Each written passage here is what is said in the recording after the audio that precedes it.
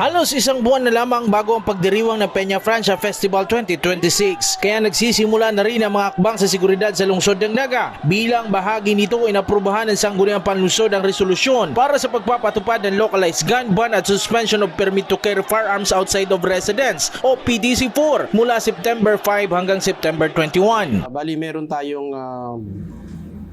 request sa ating local government unit na resolution, actually approved na ito, na magkaroon tayo ng suspension ng permit to carry firearm outside residence and also yung localized gun ban from September 5 to September 21. In general, para sa seguridad ng bawat isa at para hindi magamit ang baril, alam naman natin na instrumento yan minsan sa paggawa ng karahasan.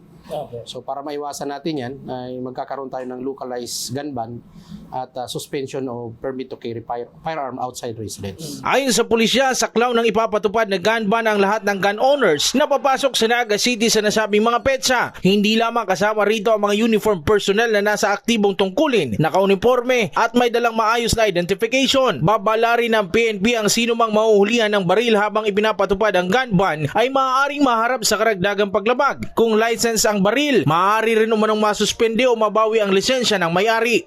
Lahat po ng pupunta dito sa Naga City during that period ay saklaw po tayo.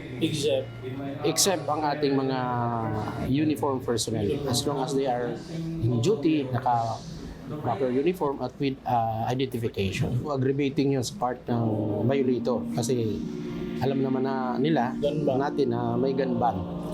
And kung yan naman ay license, magkakaroon lang siya ng administrative case for pwedeng maging masuspend yung kanyang license or ma-revoke yung kanyang license. Samantala, sinabi ng PNP na ang pagpapatupad ng gun ban ay isa lamang sa mga akbang upang mapanatili ang kaayusan at seguridad habang papalapit ang pagdiriwang ng Peña Francia Festival 2026 na inaasahang muling dadaluhan ng libo-libong mga deboto at bumibisita. Jan Amador, CSN.